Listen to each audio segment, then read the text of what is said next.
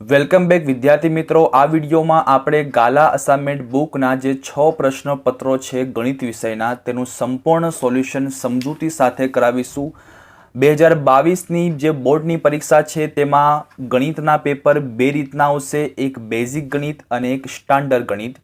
તો આ વિડીયોમાં આપણે બેઝિક ગણિતનું જે પ્રશ્નપત્ર 1 છે એના અંદર વિભાગ એ જે 24 માર્ક્સનું આવશે તેનું સંપૂર્ણ સોલ્યુશન આજે આપણે તમને કરાવીશું। શરૂ કરીએ। સૌથી પહેલા સૂચના મુજબ જવાબ આપો। વિભાગ એના અંદર પહેલા પેપરના અંદર સૌથી પહેલો પ્રશ્ન છે, નીચેના વિધાનો ખરા છે કે ખોટા તે જણાવો। એટલે કે આપણે સાચું ખોટું જણાવવાનું છે। તો આપણે સૌથી પહેલા રકમ વાંચીશું, સમજીશું, એને સોલ્યુશન કરીશું અને પછી આપણે જોઈશું કે સાચું છે કે ખોટું। સૌથી પહેલો પ્રશ્ન છે, નાનામાં નાની અવિભાજ્ય સંખ્યા અને નાનામાં નાની વિભાજ્ય સંખ્યાના લસા 4 છે। તો હવે આ સાચું કે ખોટું કે નાનામાં નાની અવિભાજ્ય સંખ્યા અને નાનામાં નાની વિભાજ્ય સંખ્યાનો લસા 4 થાય। તો સૌથી પહેલા આપણને ખબર હોવી જોઈએ કે અવિભાજ્ય સંખ્યા જે તમે અહીંયા જોઈ શકો છો, તો અવિભાજ્ય સંખ્યા શરૂ થાય છે 2 થી।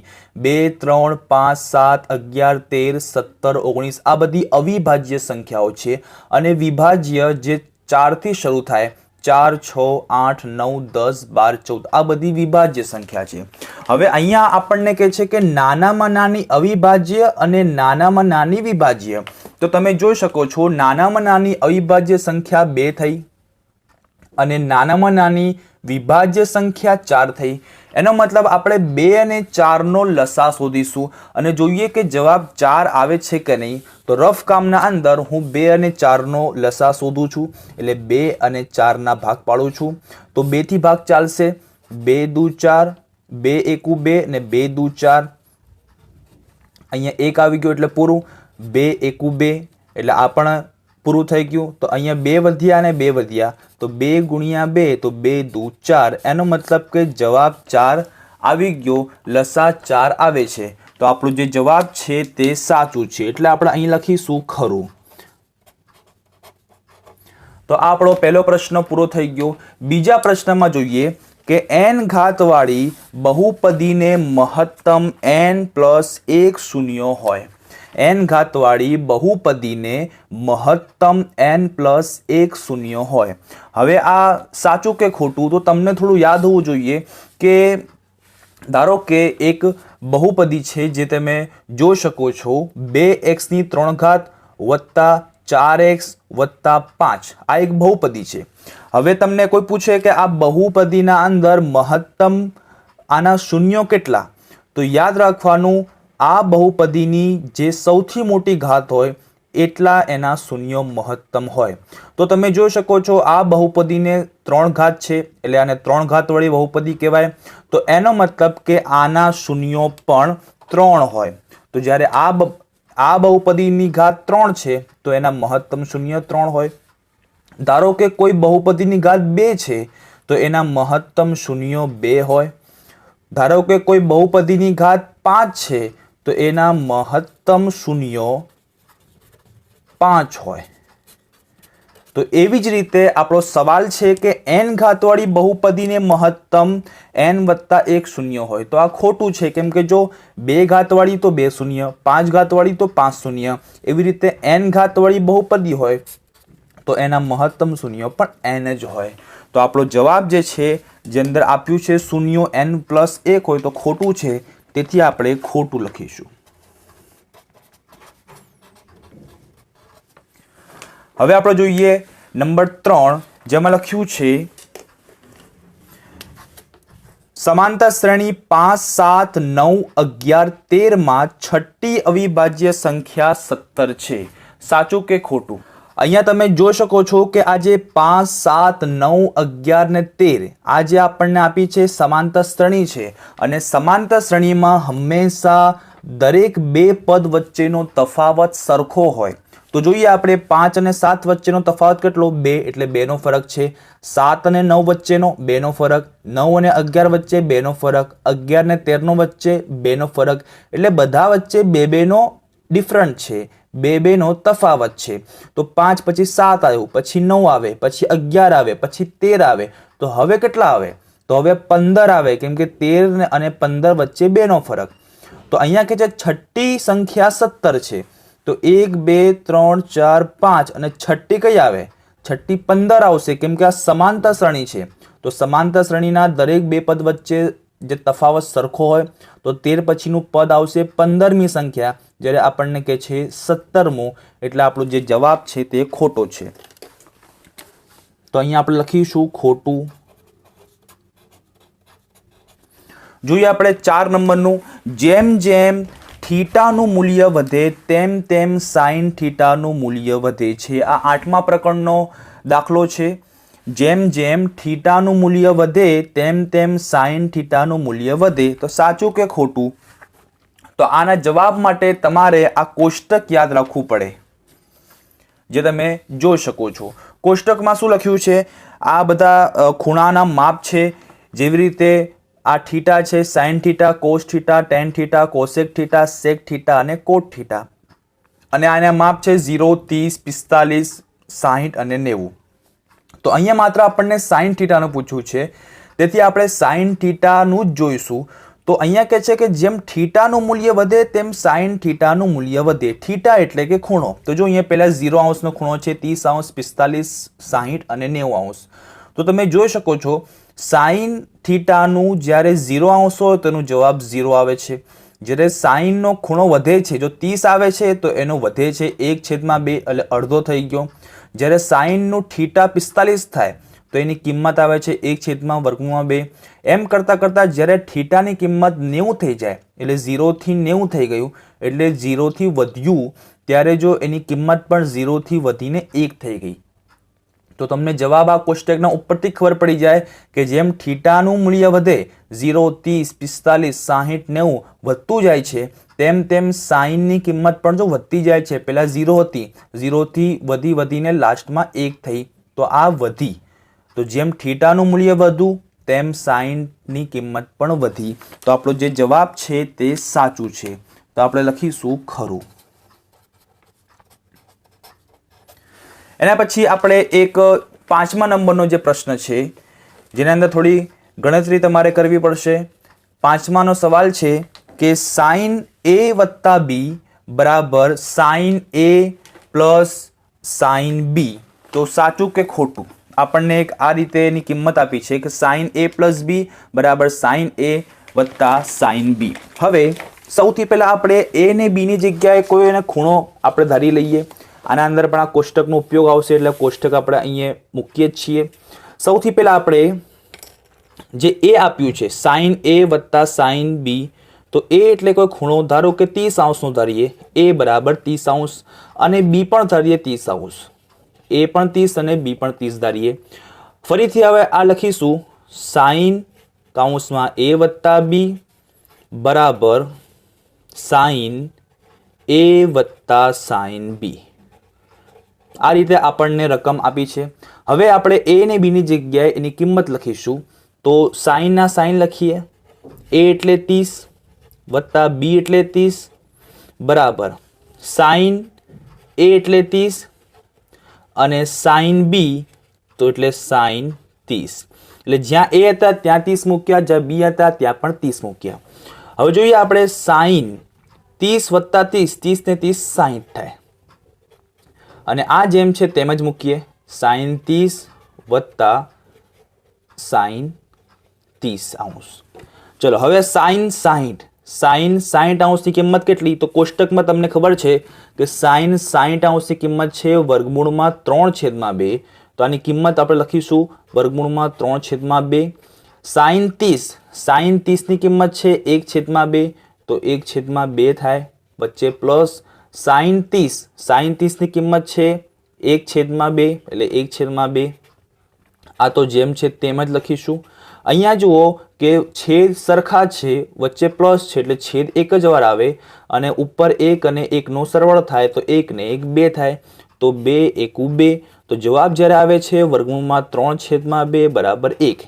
તો આ આપણો છેલ્લે જવાબ આવ્યો. તો શું આ બંને કિંમતો સરખી છે કે અલગ અલગ છે?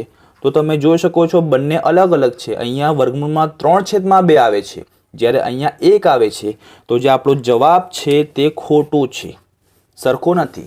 तो अहींया आपणे लखीशुं खोटું।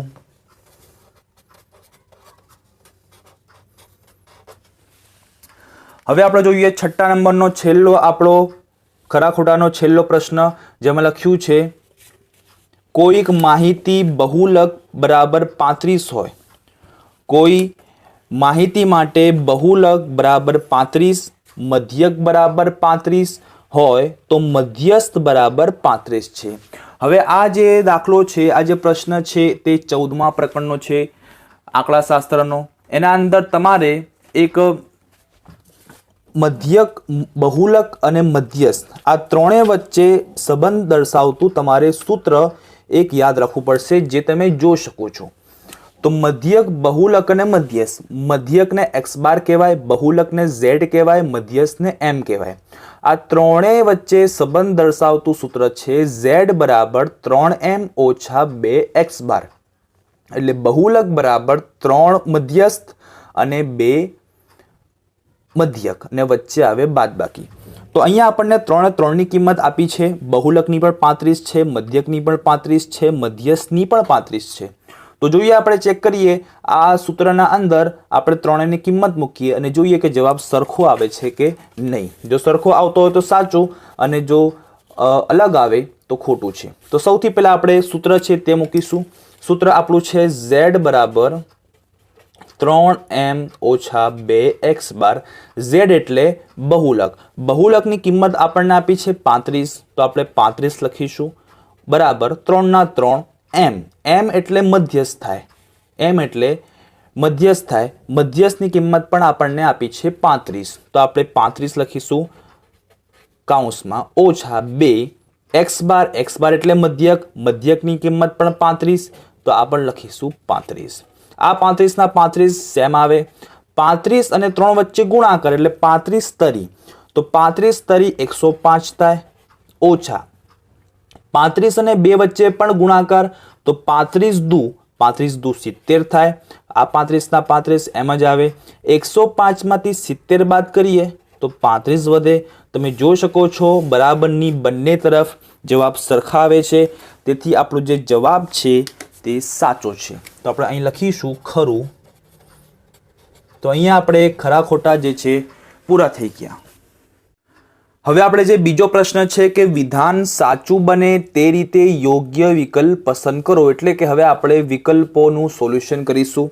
7મા નંબરનો જે વિકલ્પ છે જેમાં લખ્યું છે કે જો x, y, z ભિન્ન અવિભાજ્ય પૂર્ણાંક હોય તો તેમનો લસા ખાલી જગ્યા થાય। 4 જવાબ આપ્યા છે, એના અંદર 1, બી ના અંદર xy, સી ના અંદર yz અને ડી ના અંદર x, y અને z। તો 4 માંથી કયો વિકલ્પ આવે? તો સૌથી પહેલા ફરીથી આપણે રકમ વાંચીએ કે જો x, y, z એ ભિન્ન અવિભાજ્ય પૂર્ણાંક છે, એટલે આ જે x છે, y છે ને z છે, ત્રણે અલગ અલગ અવિભાજ્ય સંખ્યાઓ છે, તો એમનો લસા કેટલો થાય? તો તમારે આ વસ્તુ એક વાત યાદ રાખવાની, જે તમે જોઈ શકો છો કે અવિભાજ્ય સંખ્યાઓનો લસા તેમના ગુણાકાર જેટલો જ થાય। એટલે જે અવિભાજ્ય સંખ્યાઓ છે જેમનો આપણે લસા કરીશું તો લસા હંમેશા એમના ગુણાકાર જેટલો જ થાય। તો અહીંયા x, y ને z આ ત્રણે અવિભાજ્ય છે, તો હવે અવિભાજ્ય સંખ્યાઓનો જે લસા છે તેમના ગુણાકાર જેટલો જ થશે। તો આ x અને y અને z આ ત્રણેયનો શું કરવાનો છે? ગુણાકાર। તો x, y ને z નો કરીશું ગુણાકાર, તો જવાબ શું આવશે 4 માંથી? તો 4 માંથી જવાબ આવશે ડી, કેમ કે જો અહીંયા x ગુણ્યા y ગુણ્યા z એટલે x, y, z, તો આપણો જે જવાબ છે એ ડી છે। જોઈશું આપણે 8મા નંબરનો વિકલ્પ, જેમાં લખ્યું છે કે p of x બરાબર x નો વર્ગ વત્તા 4x વત્તા 3 નો આલેખ ખાલી જગ્યા છે। એક બહુપદી આપી છે આપણને અને કે છે આનો આલેખ કેવો છે? 4 વિકલ્પ છે, પહેલામાં છે રેખા, બીજામાં છે કિરણ, ત્રીજામાં છે ઉપરની તરફ ખુલ્લો પરવલયાકાર અને ડી ના અંદર છે નીચેની તરફ ખુલ્લો પરવલયાકાર। હવે આ કેવી રીતે કરવાનું? તો તમારે આ બે વસ્તુ યાદ રાખવી પડશે, જે તમે જોઈ શકો છો।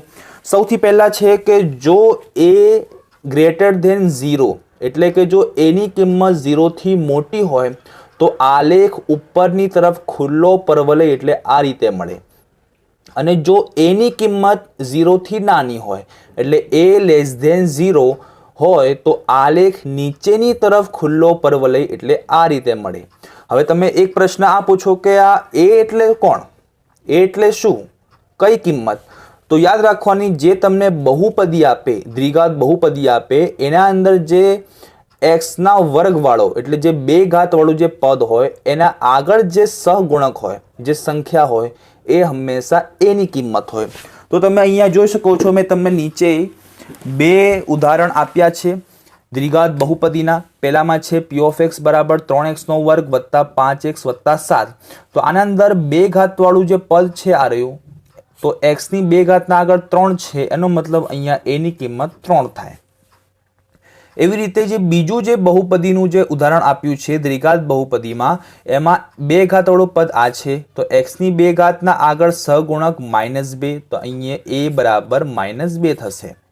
હવે જો અહીંયા a ની કિંમત 3 છે ને 3 0 થી મોટો, તો મોટો હોય તો ઉપરની તરફ ખુલ્લો એટલે આ રીતે મળે આપણને આલેખ, ઉપરની તરફ ખુલ્લો પરવલય, ને અહીંયા a ની કિંમત -2 જે 0 થી નાની છે, તો આપણને નીચેની તરફ એટલે આ રીતે ખુલ્લો પરવલય મળે.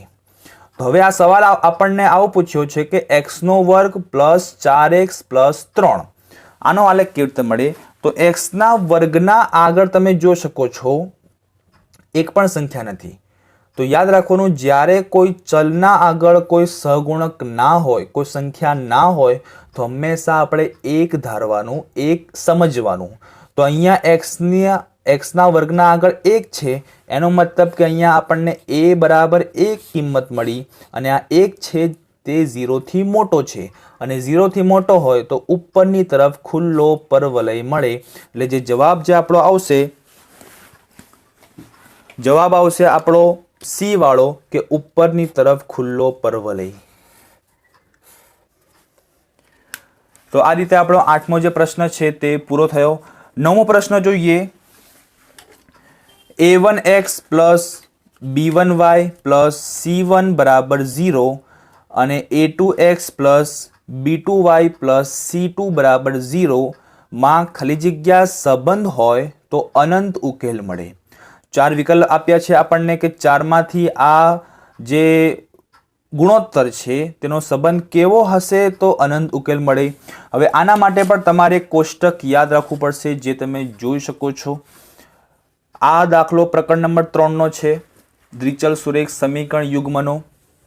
તો આ કોષ્ટક તમારે યાદ રાખવું પડશે, જેમાં સૌથી પહેલા છે ગુણોત્તરોની સરખામણી, કે a1 a2 અને b1 b2 નો ગુણોત્તર જો સરખો ના હોય તો આલેખ એનો છેદતી રેખા મળે, બેઝિક અર્થઘટન અનન્ય ઉકેલ મળે અને સુસંગત છે. તો અહીંયા આપણે ઉકેલ શોધવાનું છે. ઉકેલ એટલે આ વાળું બેઝિક અર્થઘટન ખાલી જોઈશું, આલેખ અને સુસંગતનું કામ નથી. જ્યારે ત્રણ ગુણોત્તર સરખા હોય, a1 a2 નો ગુણોત્તર, b1 b2 નો ગુણોત્તર અને c1 c2 નો ગુણોત્તર, જો ત્રણેયનો ગુણોત્તર સરખો હોય તો એનું બેઝિક અર્થઘટન એટલે કે અનંત ઉકેલ મળે. ને જ્યારે a1 a2 નો ગુણોત્તર ને b1 b2 નો ગુણોત્તર તો સરખો હોય, પણ c1 c2 નો ગુણોત્તર સરખો ના હોય તો ઉકેલ ના મળે. તો આપણને જે સવાલ આપ્યો છે કે અનંત ઉકેલ મળે, તો અનંત ઉકેલ ક્યારે મળે છે? જ્યારે, જો તમે અહીંયા જોઈ શકો છો અનંત ઉકેલ, તો અનંત ઉકેલ આપણને ક્યારે મળે? જ્યારે a1 a2 નો ગુણોત્તર, b1 b2 નો ગુણોત્તર અને c1 c2 નો ગુણોત્તર સરખો હોય, જો બંનેના વચ્ચે બરાબરની નિશાની છે, તો આવો ગુણોત્તર હોય તો આપણને અનંત ઉકેલ મળે. તો અહીંયા જોઈએ 4ના અંદર ક્યાં એવો છે કે જેમાં ત્રણ ગુણોત્તરના વચ્ચે બરાબરની નિશાની છે? તો તમે જોઈ શકો છો બી વાળો જે વિકલ્પ છે, a1 a2 નો ગુણોત્તર, b1 b2 નો ગુણોત્તર અને c1 c2 નો ગુણોત્તર ત્રણેયના વચ્ચે બરાબરની નિશાની છે. એનો મતલબ કે આપણો બી વિકલ્પ છે સાચો છે. જોઈએ આપણે 10 નંબરનો વિકલ્પ. 10 નંબરના વિકલ્પના અંદર આપણને આપ્યું છે કે દ્વિઘાત સમીકરણ ax નો વર્ગ વત્તા bx વત્તા c બરાબર 0 ના વિવેચક શોધવાનું સૂત્ર ખાલી જગ્યા છે. તો આ તો માત્ર સૂત્ર જ છે, તો તમારે સૂત્ર યાદ રાખવું પડશે કે જે વિવેચક શોધવાનું છે આ આપણે પ્રકરણ નંબર 4 ના અંદર છે તમે જોઈ શકો છો કે વિવેચક શોધવાનું સૂત્ર છે d બરાબર b નો વર્ગ માઇનસ 4ac, b નો વર્ગ માઇનસ 4ac. તો તમે જોઈ શકો છો 4 વિકલ્પના અંદર આ જે મેં સૂત્ર છે b નો વર્ગ માઇનસ 4ac ક્યાં દેખાય છે? તો b નો વર્ગ માઇનસ 4ac જે બી વિકલ્પમાં છે, એટલે આપણો બી વિકલ્પ સાચો.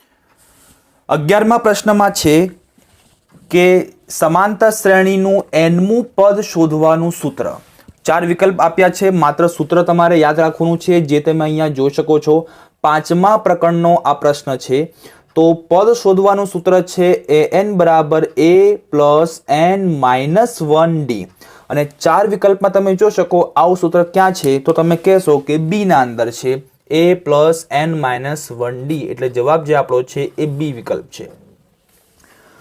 12મો પ્રશ્ન જોઈએ અને છેલ્લો વિકલ્પ છે આપણો, જેના અંદર એક પ્રશ્ન આપ્યો છે કે p x y એટલે આ p બિંદુના યામ છે x અને y નું ઉગમ બિંદુથી અંતર ખાલી જગ્યા છે. એટલે આ જે બિંદુ છે આ બિંદુનું ઉગમ બિંદુથી અંતર કેટલું?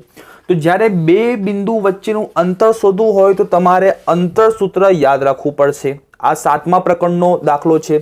તો અંતર સૂત્ર આપણું છે ab બરાબર વર્ગમૂળમાં પહેલા કૌંસમાં x1 માઇનસ x2 નો વર્ગ વત્તા y1 માઇનસ y2 નો વર્ગ. હવે બે બિંદુ હોવા જોઈએ.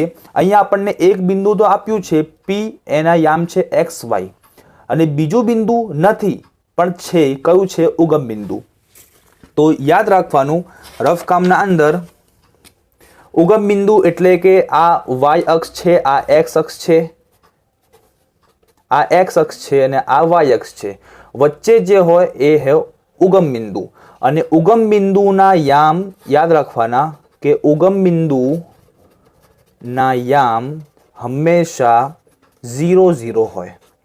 તો જે ઉગમ બિંદુ છે જે બીજું બિંદુ તેના યામ મળી ગયા 0 0, અને એક જે બિંદુ છે જે p છે xy એના પર યામ મળી ગયા. તો આ બંનેના હવે આપણે શોધીશું અંતર. તો આપણને જે p ના યામ છે xy છે, ઉગમ બિંદુ છે તેના યામ છે 0 0. અંતર શોધીએ તો અંતરનું જે સૂત્ર છે કે વર્ગમૂળમાં x1 માઇનસ x2 નો વર્ગ વત્તા y1 માઇનસ y2 નો વર્ગ. હવે આ x1 ને x2 y1 y2 શું છે? તો જે પહેલું બિંદુ છે એનું જે પહેલો યામ હોય એ x1 હોય. તો આપણે લખીશું અહીંયા આ x1 છે ને આ y1 છે. એવી રીતે જે બીજું બિંદુ છે જેને આપણે ઉગમ બિંદુ લીધું છે એટલે આ x2 છે, આ y2 ની કિંમત છે. હવે આ કિંમતો આપણે સૂત્રના અંદર મૂકીશું. x1 એટલે x ઓછા x2 એટલે 0 વર્ગ તો છે, પ્લસ y1 એટલે y ઓછા y2 એટલે 0 વર્ગ તો છે, ને ઉપર વર્ગમૂળ પણ છે. ચાલો x માંથી 0 જાય તો x જ વધે પણ વર્ગ છે, પ્લસ y માંથી 0 જાય તો y જ વધે પણ વર્ગ છે, ઉપર વર્ગમૂળ તો છે. x નો વર્ગ એટલે x નો વર્ગ જ થાય, પ્લસ y નો વર્ગ એટલે y નો વર્ગ જ થાય, ઉપર વર્ગમૂળ તો છે. તો જોઈએ કે આવો વિકલ્પ આપણને આપ્યો છે. તો તમે જોઈ શકો છો કે જે વિકલ્પ નંબર a છે આપણો x નો વર્ગ પ્લસ y નો વર્ગ અને ઉપર વર્ગમૂળ જે આપણો જવાબ આવે છે. તો એનો મતલબ કે આપણો જે 12મો પ્રશ્ન છે તેનો જવાબ છે વિકલ્પ a છે. તો અહીંયા આપણા વિકલ્પ છે તે પૂરા થઈ ગયા. હવે આપણે પ્રશ્ન નંબર 13 છે જેમાં છે વિધાન સાચું બને એ રીતે ખાલી જગ્યા પૂરો. એટલે ખાલી જગ્યા આપણે હવે પૂરવાની છે, પણ ખાલી જગ્યા પૂરવા માટે પણ આપણે સોલ્યુશન તો કરવું જ પડશે. જોઈ લઈએ આપણે 13મા પ્રશ્નમાં આપણને શું કહેવા માંગે છે કે વિધાન સાચું બને તે મુજબ ખાલી જગ્યા પૂરો. આવૃત્તિ વિતરણમાં ઓજાયું એ ખાલી જગ્યાની આલેખાત્મક રજૂઆત છે. આવૃત્તિ વિતરણમાં ઓજાઈ એ ખાલી જગ્યાની આલેખાત્મક રજૂઆત છે. તો ખાલી જગ્યામાં શું આવે? તો આમાં કોઈ ગણતરી નથી. આ જે ખાલી જગ્યા છે એ પ્રકરણ નંબર 14ની છે, આંકડાશાસ્ત્ર જે પ્રકરણ છે. તો આના અંદર જે જવાબ આવશે એ આવશે સંચય આવૃત્તિ. તો આપણે લખીશું સંચય આવૃત્તિ વિતરણ. તો જ્યારે પણ ઓજાઈ શબ્દ આવે તો સંચય આવૃત્તિ જવાબ આવે. 14મા પ્રશ્નમાં લખ્યું છે કે સમતોલ પાસાને એકવાર ઉછાળતા તેની ઉપરની સપાટી પર 7 આવે તેની સંભાવના ખાલી જગ્યા છે। સમતોલ પાસાને એકવાર ઉછાળતા તેની ઉપરની સપાટી પર 7 આવે તેની સંભાવના।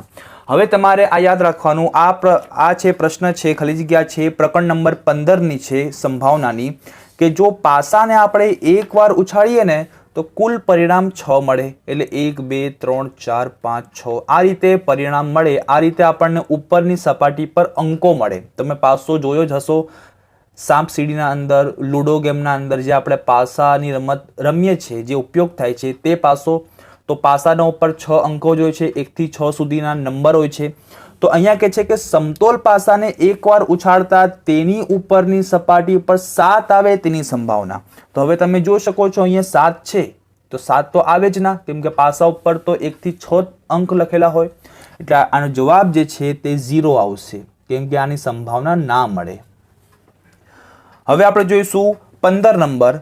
તો 15 નંબરનો જે પ્રશ્ન છે એ પણ સંભાવના જે પ્રકરણ છે 15 નંબર એનો જ ખાલી જગ્યા છે કે ઘટના ઈની સંભાવના વત્તા ઘટના ઈ નહીંની સંભાવના બરાબર ખાલી જગ્યા।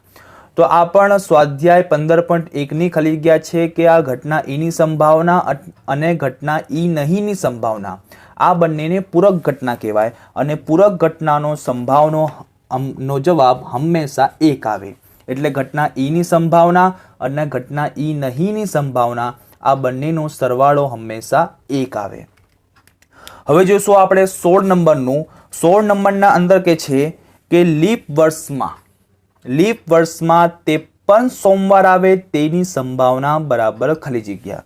હવે તમારે એક વસ્તુ યાદ રાખવાની, અહીંયા આપણને ભલે કે છે કે સોમવાર આવે, 53 સોમવાર આવે, પરીક્ષાના અંદર સોમવારના જગ્યાએ મંગળવાર પણ પૂછાય, બુધવાર પૂછાય, 7 વારના અંદર કોઈ પણ વાર પૂછાય। જો 53 પૂછાય કે તો 53 સોમવાર આવે કે 53 મંગળવાર આવે, કોઈ બી વાર હોય, આ વસ્તુ જોવાની લીપ વર્ષ। હવે તમને આ યાદ રાખવું પડશે કે લીપ વર્ષના અંદર કુલ દિવસો વર્ષના અંદર 366 હોય, અને જે લીપ વર્ષ ના હોય તેના અંદર આખા વર્ષના અંદર 365 દિવસો હોય। લીપ વર્ષ એટલે કે જે દર 4 વર્ષે આવે છે, એટલે જે વર્ષના અંદર ફેબ્રુઆરી મહિનાના જે 29 દિવસ હોય, એમ તો ફેબ્રુઆરી મહિનાની 28 તારીખ સુધી હોય છે મહિનો, એટલે 28 દિવસ હોય, પણ જે વર્ષના અંદર ફેબ્રુઆરી મહિનામાં 29 દિવસ હોય તો તે વર્ષ લીપ વર્ષ કહેવાય। તો લીપ વર્ષ જ્યારે હોય ત્યારે આખા વર્ષના દિવસો 366, અને લીપ વર્ષ ના હોય ત્યારે આખા વર્ષના દિવસો 365। ને હવે અઠવાડિયાના દિવસો તમને ખબર જ છે કે અઠવાડિયામાં 7 દિવસ હોય। તો જ્યારે પરીક્ષાના અંદર લીપ વર્ષ પૂછાય અને 53 સોમવાર પૂછાય અથવા કોઈ પણ વાર હોય, તો સૌથી પહેલાં તમારે 2 સંખ્યાનો કરવાનો ભાગાકાર, એક 366 કેમ કે લીપ વર્ષ છે, અને પૂછ્યો છે સોમવાર, તો 7 વડે કેમ કે અઠવાડિયામાં 7 દિવસ હોય। તો આ વસ્તુ યાદ રાખવાનું કે 53 પૂછાય કે 52 પૂછાય, લીપ વર્ષ હોય તો 366નો 7 વડે કરવાનો ભાગાકાર, અને લીપ વર્ષ ના હોય તો 365નો કરવાનો ભાગાકાર 7 વડે। તો આપણે કરીશું, 7 છે તો 7 પંચા 35, 36માંથી 35 જાય, 1 વધે, ઉપરથી ઉતારીએ 6 એટલે 16 થઈ ગયા, 7 દુ 14, 16માંથી 14 જાય તો 2 વધે, હવે ભાગ ના ચાલે, બસ અહીંયા આપણે સ્ટોપ થઈ જવાનું। હવે જે નીચે જે સંખ્યા આવે એટલે જે શેષ વધે એને ઉપર લખો, અને આ જે ભાજક છે 12 એને લખો નીચે। આ થઈ ગયો આપણો જવાબ। તો યાદ રાખવાનું, જ્યારે પણ લીપ વર્ષ હોય ને કોઈ બી વાર હોય તો 366નો 7 વડે કરવાનો ભાગાકાર, લીપ વર્ષ ના હોય તો 365નો કરવાનો 7 વડે ભાગાકાર। તો અહીંયા આપણો જવાબ છે 2/7। તો આ રીતે આપણો 16મો પ્રશ્ન પૂરો થયો। હવે આપણે 17મો પ્રશ્ન કરીશું। 17મા પ્રશ્નમાં છે કે બહુપદી p of x બરાબર x નો વર્ગ ઓછા 4x વત્તા 3 ના શૂન્યો આલ્ફા અને બીટા હોય તો આલ્ફાનો વર્ગ વત્તા બીટાનો વર્ગ બરાબર ખાલી જગ્યા। સૌથી પહેલા આપણને જે બહુપદી આપી છે, આ ખાલી જગ્યા પ્રકરણ નંબર 2 ની છે બહુપદીની। તો સૌથી પહેલા જે બહુપદી છે તેના શૂન્યો આપણે શોધવા પડશે અને પછી એનો વર્ગ કરીને સરવાળો કરવાનો એટલે જવાબ આવી જશે। તો બહુપદી આપણને જે આપી છે તે છે x² - 4x + 3। હવે આપણે શું કરીશું, આના શૂન્યો શોધીશું એટલે 3 અને અહીંયા 1 ગણાય, 3 * 3, 3 ના એવા ભાગ પાડીએ કે કરીએ ગુણાકાર 3 આવે અને કરીએ સરવાળો તો -4 આવે એટલે -3 - 1 એટલે -4 આ રીતે। તો આના આપણે ભાગ પાડીશું x² - 4x ની જગ્યાએ આપણે -3x - x + 3 બે ની પેર, આમાંથી કોમન નીકળે x તો અહીં વધશે x - 3 અને અહીંયા કશું કોમન ના નીકળે તો 1 વધે એટલે x - 3 = 0। બંને કાઉન્સ સેમ થઈ ગયા, એક વાર લખો x - 3 અને જે વધ્યું આ x અને -1 એને પણ એક વાર લખો બરાબર 0। 0 બંને કાઉન્સના પાછળ લખો x - 1 = 0। x શોધવું છે તો -3 આ તરફ જશે તો +3 એટલે એક શૂન્ય મળ્યો 3 અને અહીંયા x શોધવું છે -1 બરાબરની આ તરફ જાય તો +1 એટલે બીજો શૂન્ય મળ્યો 1। તો આ રીતે આપણને આ જે બહુપદી આપી હતી તેના શૂન્યો મળી ગયા 2, એક 3 છે, એક 1 છે। હવે આપણે જોઈએ, આપણને કે છે આલ્ફાનો વર્ગ વત્તા બીટાનો વર્ગ, એટલે હવે આને આપણે આલ્ફા ધારવાનું કે આલ્ફા બરાબર 3 અને બીટા બરાબર 1। સરવાળો કે છે આલ્ફાનો વર્ગ વત્તા બીટાનો વર્ગ, આલ્ફા એટલે 3 એટલે 3નો વર્ગ વત્તા બીટા એટલે 1, 1નો વર્ગ, 3નો વર્ગ 9, 1નો વર્ગ 1, 9 ને 1 10, તો જવાબ આપણને મળશે 10। તો આ રીતે તમારે થોડી ગણતરી કરવી પડશે રફ કામના અંદર। તો જવાબ જે આવે છે આપણો 10 આવે છે, તો 10 લખીશું ખાલી જગ્યામાં। હવે આપણે જોઈશું 18 નંબરની ખાલી જગ્યા। 18 નંબરમાં આપણને કહે છે કે કોઈ સમાંતર શ્રેણીનું પ્રથમ પદ a અને સામાન્ય તફાવત d હોય તો તેનું n - 2મું પદ ખાલી જગ્યા હોય। તો હવે આપણને ખબર છે કે an એટલે કોઈ પણ પદ શોધવાનું સૂત્ર an બરાબર a + n - 1d। એટલે જો કોઈ n શોધવાનું પદ હોય, જે આપણે ઉપર 11 નંબરના વિકલ્પમાં જોયું હતું કે nમું પદ શોધવાનું સૂત્ર છે a + n - 1d। તો અહીંયા કે છે n + n - 2, એટલે જ્યાં તમને n દેખાય ને એની જગ્યાએ તમારે n - 2 મૂકવાના। તો અહીંયા આપણે એના a n ની જગ્યાએ n - 2 -1 તો છે અને આ d, માત્ર આપણે શું કર્યું, આ જે n હતું n ની જગ્યાએ n - 2 મૂક્યા, n ની જગ્યાએ n - 2, કેમ કે અહીંયા હવે n નથી, n - 2 છે। હવે આપણે એના a + n - 2 - 1, n no n -2 - 1 -+ 2 ને 1 3 એટલે -3 અને d। તો બસ આ થઈ ગયું જવાબ, કેમ કે હવે આગળ ભાગ ન ચાલે। તો આપણે જવાબ લખીશું કે a +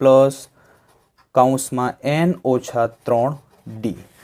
તો અહીંયા આપણા જે ખાલી જગ્યા છે તે પૂરી થાય છે। હવે આપણે જે એક વાક્યમાં, એક શબ્દમાં કે એક આંકડામાં છે તેનું સોલ્યુશન કરીશું।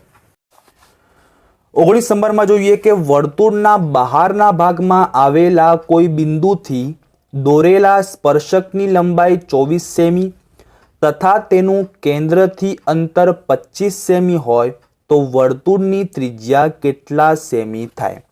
હવે સૌથી પહેલા આપણે રફના અંદર આકૃતિ દોરીને આ સમજીએ, પછી આપણે ગણતરી કરીશું।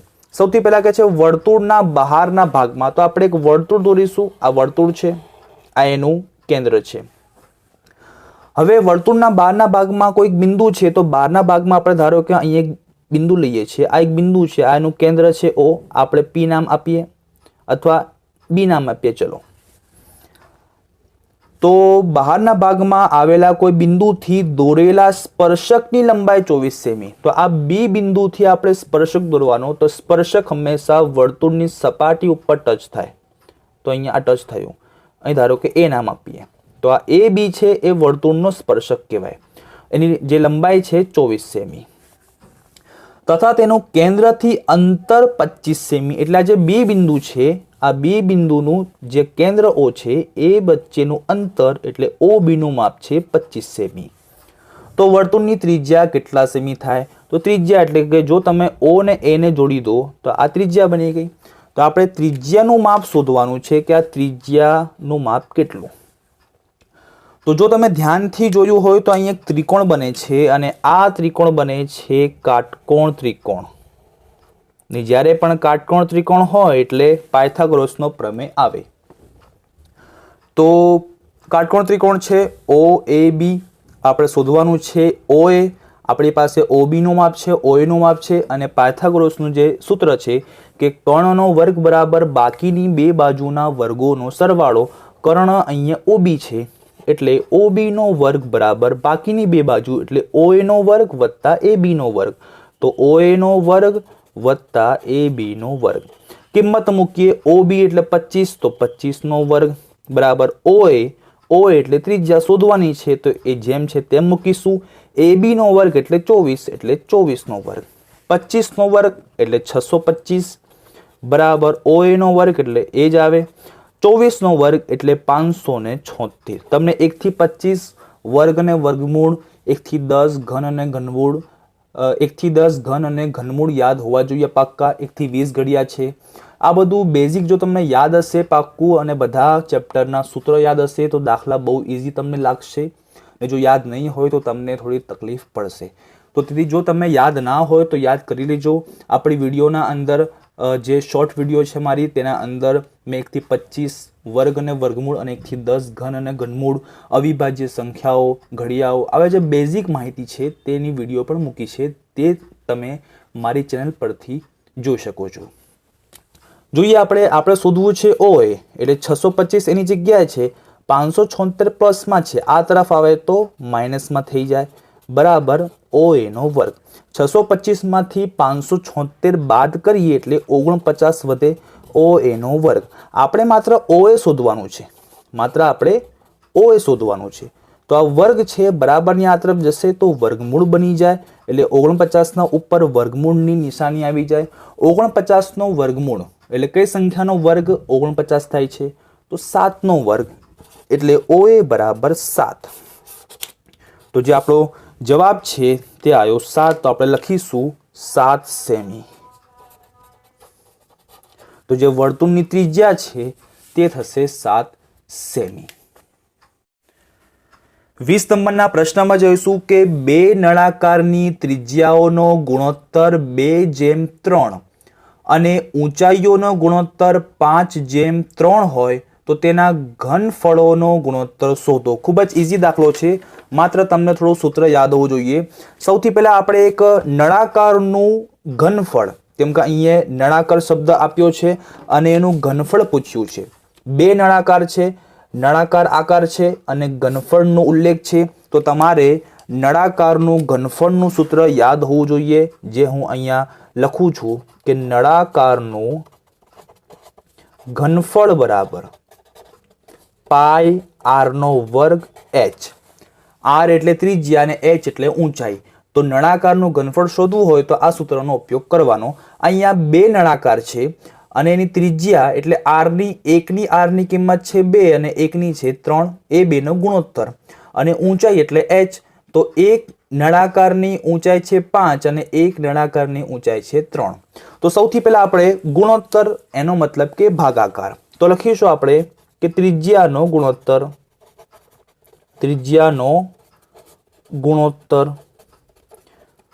ત્રિજ્યા એટલે r, ગુણોત્તર એટલે ભાગાકાર. એટલે આ બંને નળાકારની ત્રિજ્યાનો ભાગાકાર કરીશું.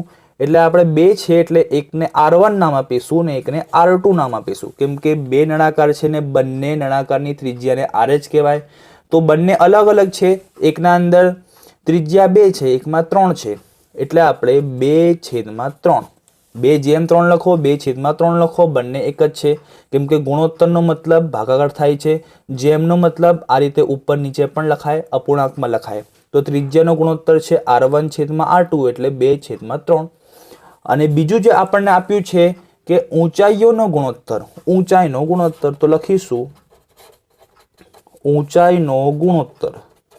તો ઊંચાઈ એટલે h, પણ બે ઊંચાઈ છે કેમ કે બે નળાકાર છે, તો એકને આપણે h1 નામ આપીશું, એકને h2 નામ આપીશું, જેમાં છે 5/3 એટલે 5/3. તો ત્રિજ્યાનો ગુણોત્તર 2/3, ઊંચાઈનો ગુણોત્તર 5/3. તો હવે કે છે ઘનફળોનો ગુણોત્તર. તો હવે આપણે ઘનફળનો ગુણોત્તર શોધીશું. તો ઘનફળોનો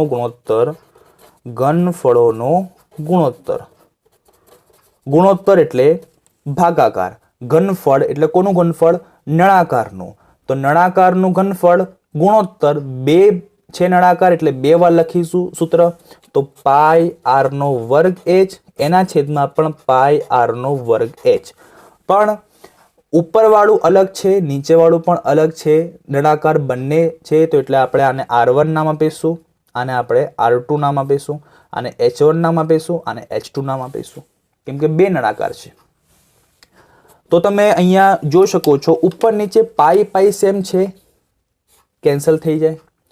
r1 ની કિંમત છે 2 એટલે 2² છેદમાં r2 ની કિંમત છે 3 એટલે 3².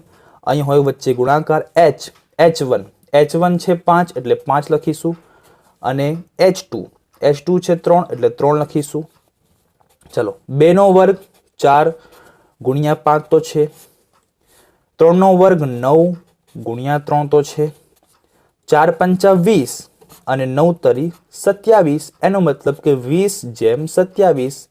તો આપણો જે જવાબ છે તે છે 20/27.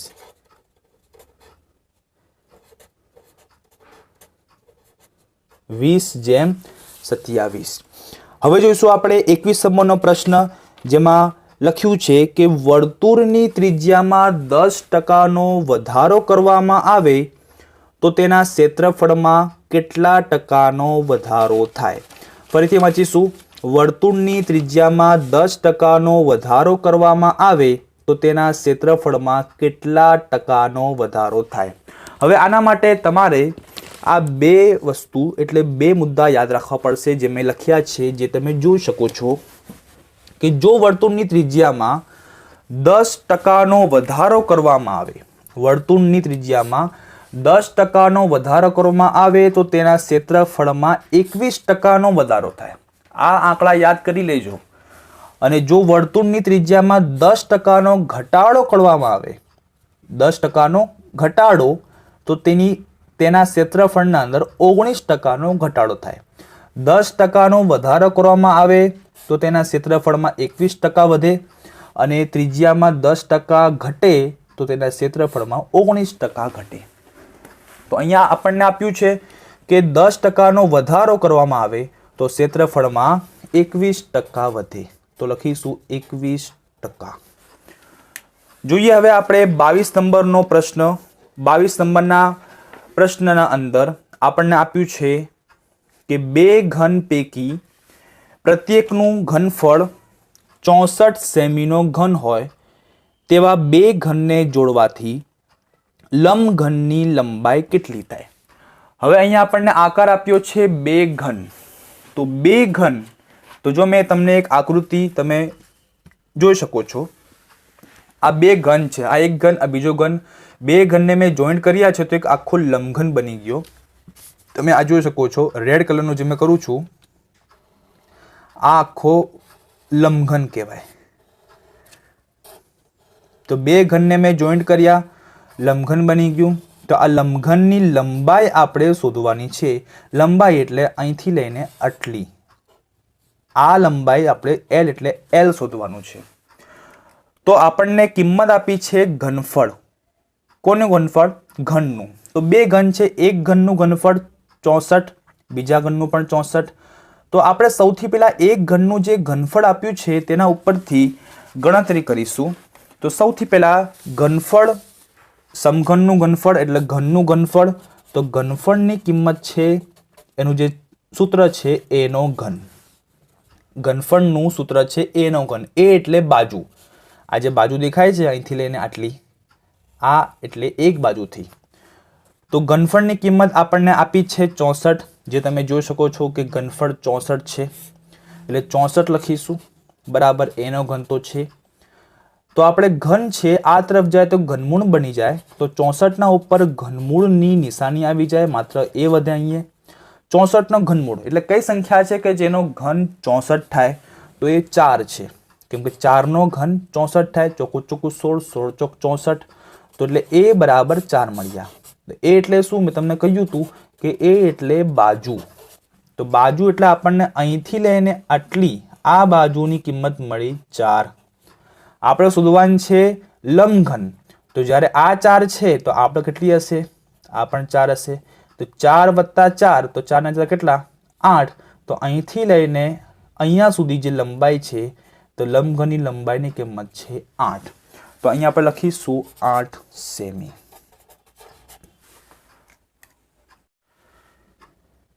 तेवीस नंबर में જોઈએ, નીચેની આકૃતિમાં y બરાબર p of x નો આલેખ દર્શાવેલ છે, તેના પરથી p of x ના શૂન્યોની સંખ્યા કેટલી છે તે જણાવો. આપણને એક આલેખ આપ્યો છે, આ પ્રકરણ નંબર 2 નો પ્રશ્ન છે.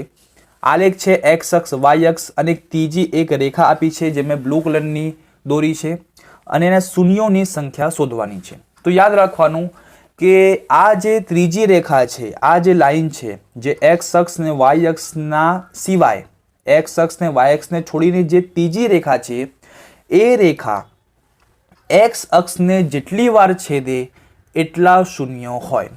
તો તમે જોઈ શકો છો આ જે લાઈન છે x અક્ષને માત્ર એક જ વાર છેદે છે, એક જ વાર ટચ કરે છે.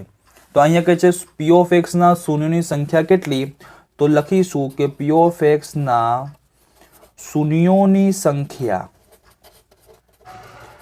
બરાબર 1, એટલે શૂન્યોની સંખ્યા 1 જ થશે.